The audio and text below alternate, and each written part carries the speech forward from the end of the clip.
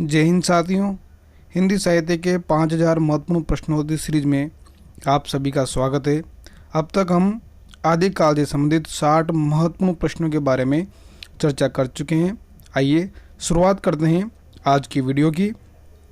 आज का पहला प्रश्न है, जैन साहित्य में राम कथा किस नाम से स्वयंभू द्वारा लिखी गई? जैन साहित्य में जो राम कथा है वह स्वयंभू जो जैन कवि उन्होंने लिखी है, तो वह किस नाम से लिखी है? पहला ऑप्शन है रामचरित, महापुराण, पौमचर्यु या रामचंद्रिका।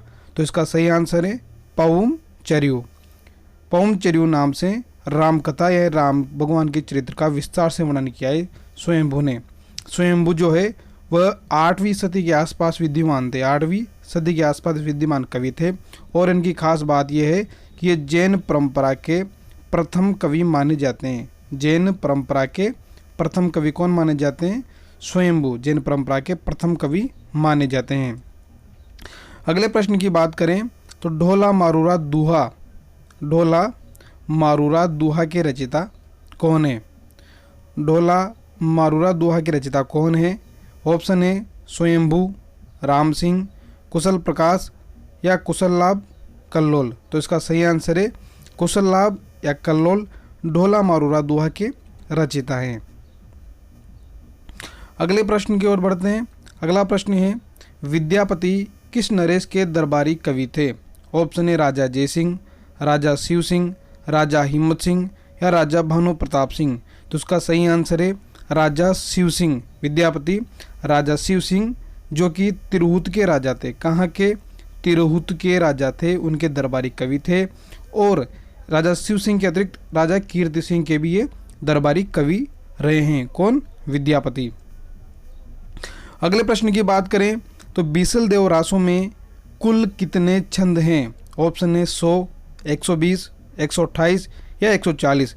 इसका सही आंसर है 128। बीसल देव रासों में कितने छंद हैं? 128 छंद हैं। और इसके लेखक या रचनाकार कौन है? तो वह है नरपति नाल। कौन है? नरपति नाल ने बीसल देव रासो लिखा है। और इसकी सबसे खास बात यह है कि पहली बार 12 मासा का वर्णन बीसल देव रासो में किया गया है। अगले प्रश्न की ओर बढ़ें तो अगला प्रश्न है कि खुमान रासो की प्रमाणिक प्रति कहाँ संग्रहित की गई है? तो खुमान रासो की प्रमाणिक प्रति कहाँ संग्रहित की गई है? ऑप्शन है पुणे संग्रहालय में, मथुरा संग्रहालय में, जयपुर संग्रहालय में या ग्वालियर संग्रहालय में। तो इसका सही आंसर है पुणे संग्रहालय में खुमान रासो की प्रति संग्रहित की गई है। खुमान रासो की प्रमाणिक प्रति संग्रहित की गई है। और खुमान रासो किसने लिखा है? तो दलपत विजय ने, दलपत विजय द्वारा खुमान रासो की रचना की गई है। अगला प्रश्न है कि जैन धर्म का संबंध इनमें से किस कवि से नहीं है? ऑप्शन है स्वयंभू, धनपाल, जोइंदू या विद्यापति। तो इनका जो इस प्रश्न का सही जवाब है वह है विद्यापति जैन धर्म से संबंधित नहीं है। जबकि स्वयंभू, धनपाल और जयंदू तीनों ही जैन धर्म से संबंधित कवि हैं। और अभी हमने स्वयंभू के बारे में बात की थी जो कि जैन परंपरा के प्रथम कवि भी माने जाते हैं। और धनपाल ने भविष्यत कहा नाम की एक रचना भी लिखी है, भविष्यत कहा। अगले प्रश्न की ओर बढ़ें। अगला प्रश्न है कि अपभ्रंश का वाल्मीकि किस कवि को कहा जाता है? ऑप्शन है पुष्पदंत, अब्दुल रहमान, स्वयंभू या राम सिंह। तो अपभ्रंश का वाल्मीकि स्वयंभू को कहा जाता है। क्यों? क्योंकि इन्होंने पौमचर्यु लिखी है। और पौमचर्यु में किसका वर्णन है? राम के चरित्र का वर्णन है। और एक खास बात यह भी कि डॉक्टर राम कुमार वर्मा ने अपभ्रंश भाषा का प्रथम कवि किसको माना है? स्वयंभू को। कौन मानते हैं? डॉक्टर राम कुमार वर्मा। अगले प्रश्न की ओर बढ़ें। अगला प्रश्न है कि प्राकृत पेंगलम किस विषय पर केंद्रित रचना है? काव्यशास्त्र, छंद शास्त्र, न्याय शास्त्र या दर्शन शास्त्र। तो उसका सही आंसर है वह है छंद शास्त्र। प्राकृत पेंगलम किस विषय पर? छंद शास्त्र पर केंद्रित रचना है। अगला प्रश्न, विद्यापति पदावली में किस रस की प्रधानता है? विद्यापति की पदावली में किस रस की प्रधानता है? ऑप्शन है वीर रस, श्रृंगार रस, शांत रस या वात्सल्य रस। तो विद्यापति की पदावली में श्रृंगार रस की प्रधानता है। और विद्यापति पदावली की रचना किस भाषा में की गई है? तो मैथिली भाषा में। कौन सी भाषा? मैथिली भाषा में की गई है। और विद्यापति की पदावली के लिए सूर्यकांत त्रिपाठी निराला कहते हैं कि विद्यापति की पदावलियों में जो श्रृंगार की जो मादकता है वो नागिन की लहर के समान है। किसके समान? नागिन की लहर के समान। कौन कहते हैं? सूर्यकांत त्रिपाठी निराला। अगला प्रश्न है कि आचार्य हजारी प्रसाद द्विवेदी रासो शब्द की रासो शब्द की उत्पत्ति किस शब्द से मानते हैं?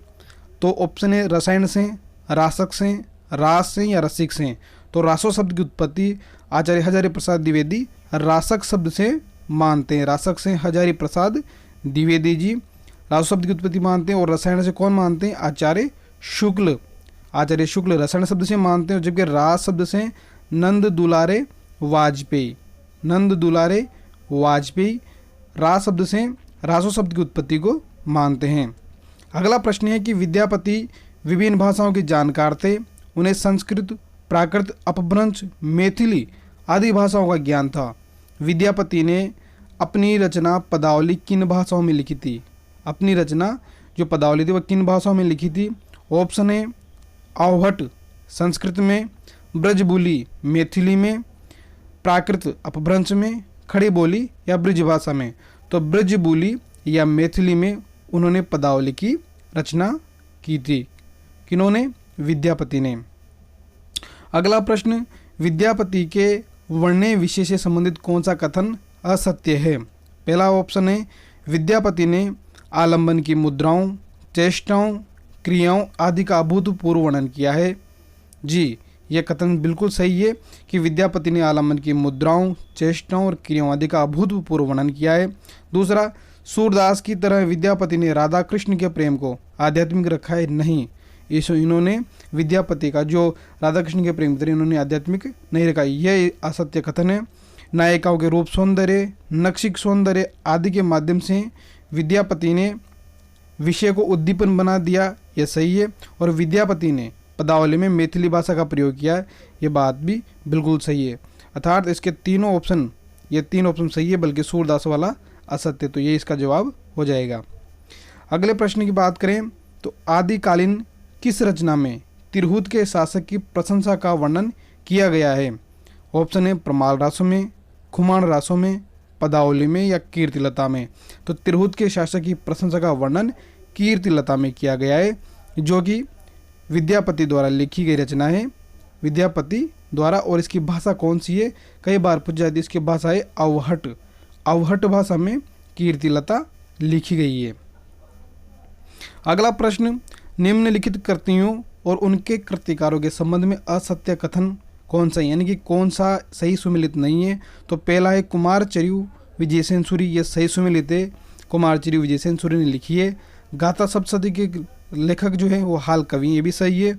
पदावली विद्यापति ने लिखी, ये भी सही है। उपदेश रसायन रास मधुकर कवि, नहीं, यह इसका असत्य कथन है। ये इसका जवाब है। उपदेश रसायन रास मधुकर कवि की नहीं, बल्कि जीन दत्त सूरि के द्वारा लिखी गई है। जीन दत्त सूरि के द्वारा। और इसकी खास बात क्या है कि ये जैन रास काव्य परंपरा का प्रथम ग्रंथ माना जाता है। उपदेश रसायन रास जीन दत्त सूरि के द्वारा लिखा गया है। और उपदेश रसायन रास जैन रास काव्य परंपरा का प्रथम ग्रंथ माना जाता है। अगले प्रश्न की ओर बढ़ें। हिंदी में नक्शिक वर्णन की श्रृंगार परंपरा का आरंभ किस रचना से माना जाता है? ऑप्शन ए प्रमाल रासो, संदेश रासक, राहुल वेल या गाथा सप्तशती। तो इसका सही आंसर है राहुल वेल एक शिलांकित रचना है। कौन सी रचना है? शिलांकित, यानी कि एक चट्टान पर अंकित रचना है। और इसके लेखक कौन है? रोड़ा कवि। कौन? रोड़ा कवि राहुल वेल के जो है वह लेखक हैं। और हिंदी में जो नक्शिक वर्णन की श्रृंगार परंपरा का जो आरंभ हुआ वह राहुल वेल रचना से माना जाता है। और इसमें 7 भाषाओं में इसकी रचना की गई है, जिसमें प्रधान भाषा राजस्थानी है। कौन सी है? राजस्थानी प्रधान भाषा है इसमें राहुल वेल में। अगले प्रश्न की ओर बढ़ें। पहले जैसे गाथा या गाहा कहने से प्राकृत का बोध होता था, वैसे ही पीछे दोहा या दूहा कहने से अपभ्रंश या लोक प्रचलित काव्य भाषा का बोध होने लगा। यह कथन किसका है? तो ऑप्शन है राम कुमार वर्मा, रामचंद्र शुक्ल, बच्चन सिंह या हजारी प्रसाद द्विवेदी। तो पहले जैसे गाथा या गाहा कहने से प्राकृत का बोध होता था, वैसे ही पीछे दोहा या दोहा कहने से अपभ्रंश या लोक प्रचलित काव्य भाषा का बोध होने लगा। यह कथन आचार्य रामचंद्र शुक्ल जी का है। अगला प्रश्न, आध्यात्मिक रंग के चश्मे आजकल बहुत सस्ते हो गए हैं, उन्हें चढ़ाकर कुछ लोगों को गीत गोविंद जो जयदेव ने लिखा है के पदों में आध्यात्मिकता दिखती है, वैसे ही पदावली जो विद्यापति की रचनाएं के पदों में भी, यानी कि जो लोग ये मानते हैं कि विद्यापति की जो पदावली है वह आध्यात्मिक रचना है, लिखी गई है। तो ये कथन किसका है? ये आचार्य रामचंद्र शुक्ल का बहुत ही प्रसिद्ध कथन है। अगले प्रश्न की ओर बढ़ें। आदिकालीन साहित्य के संबंध में कौन सा कथन सत्य है? ऑप्शन ए, आदिकालीन साहित्य शुद्ध अपभ्रंश में है, आदिकालीन साहित्य शुद्ध हिंदी में है, आदिकालीन साहित्य अपभ्रंश आभास हिंदी में है, आदिकालीन साहित्य शुद्ध प्राकृत में है।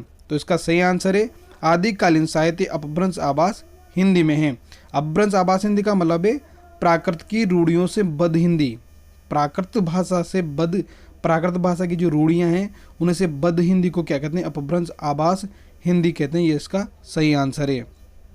अगला प्रश्न है कि हिंदी साहित्य के प्रारंभिक काल को आदिकाल नाम किसने दिया? ऑप्शन है मिश्र बंधु, राहुल सांकृतैन, राम कुमार वर्मा और हजारी प्रसाद द्विवेदी। तो हिंदी साहित्य के प्रारंभिक काल को आदिकाल नाम देने वाले हैं हजारी प्रसाद द्विवेदी, जबकि आचार्य रामचंद्र शुक्ल ने क्या कहा है? वीर गाथा काल, वीर गाथा काल किन्होंने कहा है? शुक्ल ने आदिकाल को वीर गाथा काल कहा है, प्रारंभिक काल को। और आज का अंतिम प्रश्न, किस कवि को अभिनव जयदेव की उपाधि मिली थी? अमीर खुसरो, चंद बरदाई, विद्यापति या स्वयंभू? तो किस कवि को विद्यापति को अभिनव जयदेव की उपाधि मिली थी? और विद्यापति को मैथिल कोकिल भी कहा जाता है, मैथिल कोकिल भी कहा जाता है। और इनकी रचनाएं कीर्तिलता, कीर्ति पताका, पदावली आदि इनकी रचना